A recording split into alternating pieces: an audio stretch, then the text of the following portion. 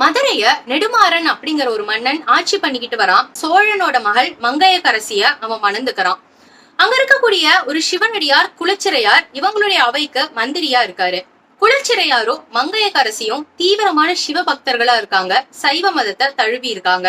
ஆனா நெடுமாறன் சமண சமயத்தை பின்பற்றி வந்துகிட்டு இருக்கான். இதனால மதுரையில சமணர்களோட ஆதிக்கம் ரொம்பவே அதிகமாக ஆரம்பிக்குது. இத பார்த்து கவலைப்பட்ட மங்கையர்க்கரசியும் குலச்சிறையாரும் திருஞான சம்பந்தரை பத்தி ஒரு வேதியர் மூலமா தெரிஞ்சுக்கிறாங்க. உடனே திருஞான சம்பந்தருக்கு ஒரு ஓலை எழுதி அனுப்பி அவரை மதுரைக்கு வர வைக்கிறாங்க. அவர் மதுரைக்கு வந்த செய்தி சமணர்களுக்கு தெரிய வருது. அவரை திருப்பி துரத்தணும் அப்படிங்கிறதுக்காக ஒரு யாகம் வளர்க்கிறாங்க. இந்த யாகத்திலிருந்து ஒரு தீ பிழம்பு திருஞான சம்பந்தரை நோக்கி போகுது.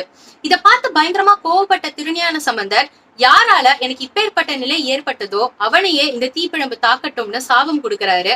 அந்த தீப்பிழம்பு நெடுமாற மன்னனையே தாக்குது. அவன் வெப்ப நோயால அவதிப்பட ஆரம்பிக்கிறான்.